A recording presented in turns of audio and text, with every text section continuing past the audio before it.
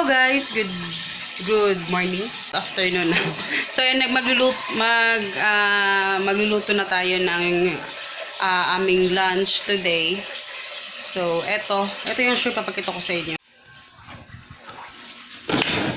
Ito, nalinis na ni Papa to. Ay, nilinis na yun pa? Hawa pa di ay. Buing. Hindi niya pa pala nalinis. Ito yung nabili natin kanina sa Hindi na ako nag-vlog kasi nag-charge kasi ako ng phone. Ito yung tahong, 50 pesos. Ito naman, 100 pesos. Ayan, marami na siya. So, lulutuin natin yan. So, tapos ito yung tamban. Kinuha na ni Papa ng buto. Tapos, ayun, kinilaw. Tapos na ako ng mais para ihahalo natin mamaya dito sa... grabe naman, hindi talaga nililis. So, nagpe-prepare na ako. So, ayan guys, ako ng butter. Ang ilalagay ko is yung butter. Tapos, lang. Simple lang to eh. Tapos, ito, ginger. Garlic. Ayan. Tapos, oyster sauce and... sugar. Hi guys. Yun lang ata. Hi guys. Ito, lagay ko na yung shrimp. Ayan. Mura lang kasi yung shrimp doon guys sa palengke na pinuntahan namin. Doon binabagsak lahat ng mga 300. Ayun, 300 plus ata ito. 34 yung kilo. Ayan. Tapos eto, lalagyan ko ng Sprite. Tatansyahin ko lang kasi gusto ko din yung medyo masabaw. Ayan, ang bango. Tapos lalagyan ko ng konting sugar ito. Ayan, sarap. Bali 100 din yung binili ko kasi kami na lang naman tatlo. Tapos may pa, isda pa. Parang namin to, magbubudol kaming tatlo, budol fight. Ayan. Lagay ko na din to. Ayan.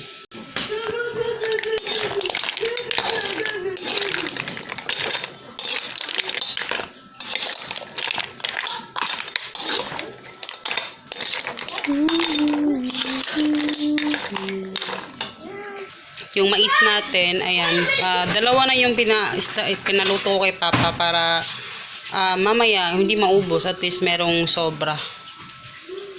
Ayan, ditapuan mo pa? Huwag pala gito Labot, hindi na lang.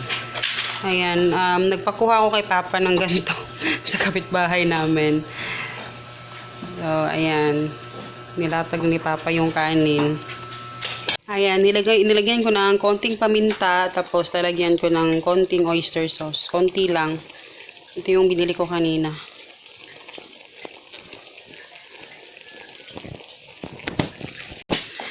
Ayan guys, na siya. Nilagay ko na yung yung corn, nilagay ko na. Simple lang. Ang dami ang dami namin kakain. Kami lang naman tatlo. Lagi. Ayan guys, tapos na tayong magluto. At ayan, magbubudol fight na tayo. Ayan yung itsura. Wow! Ayan, itsura niya guys. Ayun, merong isda, merong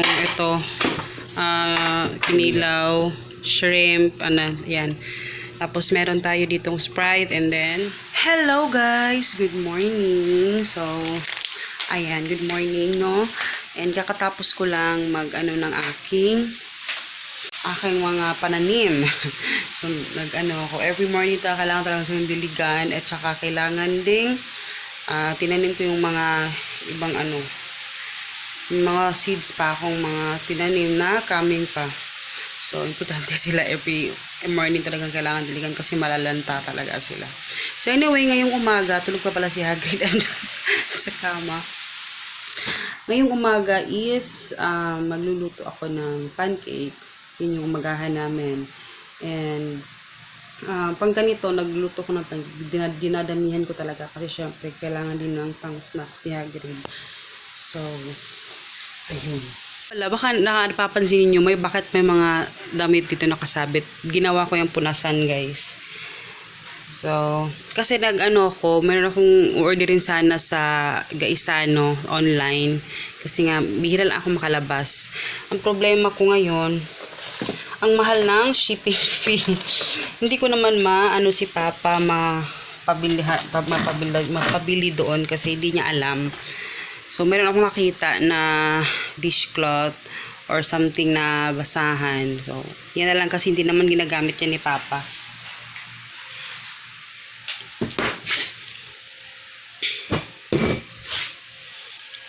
Anyway, eto, ayan, yung Coca-Cola natin, dun to sa stock room, kinuha namin, inano namin dito, binalik namin kasi patungan, at saka ginagamit ko pag nagluluto ako ng bagoong.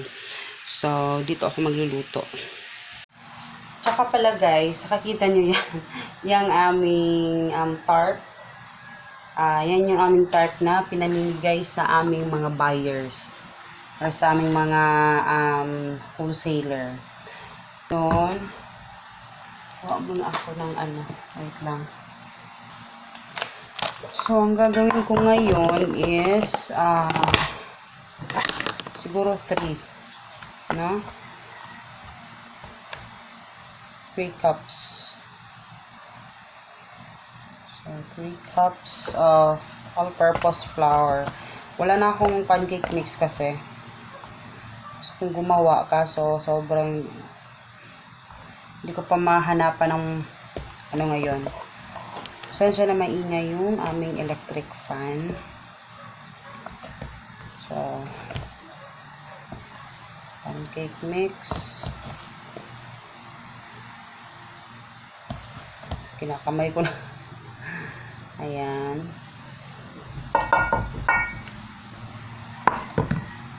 Tapos, may free kasi kami sa Gardenia na bread ng Bear Brand. So, ilalagay ko 2 pack.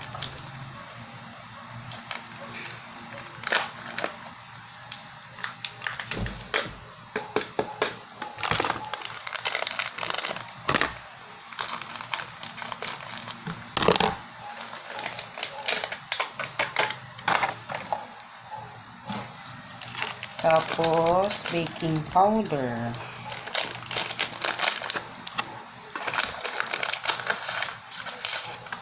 Konti na lang pala. Baking powder.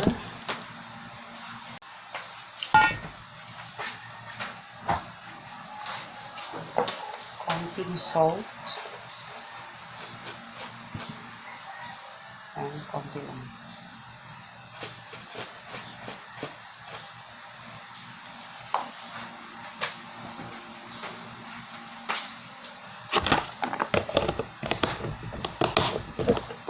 Mix ko muna.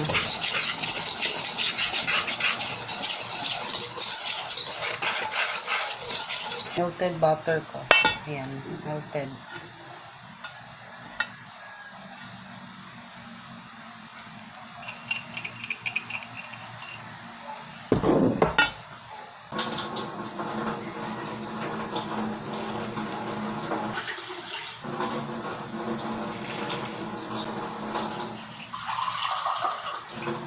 Ayan yung water, 2.5 water.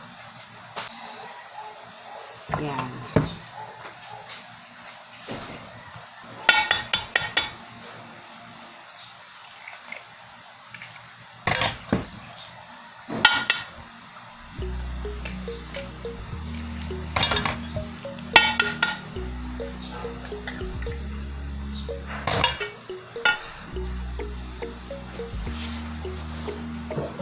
Utang ko yung sugar.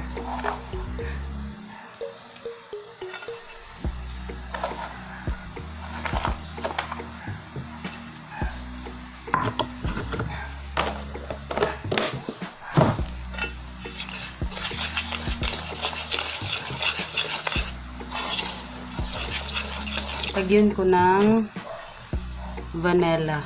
Mga 1 tablespoon lang siguro. Ayan. Again. So, ayan yung itsura niya guys. Ayan, sticky siya. So, mabango siya. And then, ito yung pinaglalagyan ko ng egg. Ito ko nilalagay. Kasi nilalagay ko to sa mga plants ko.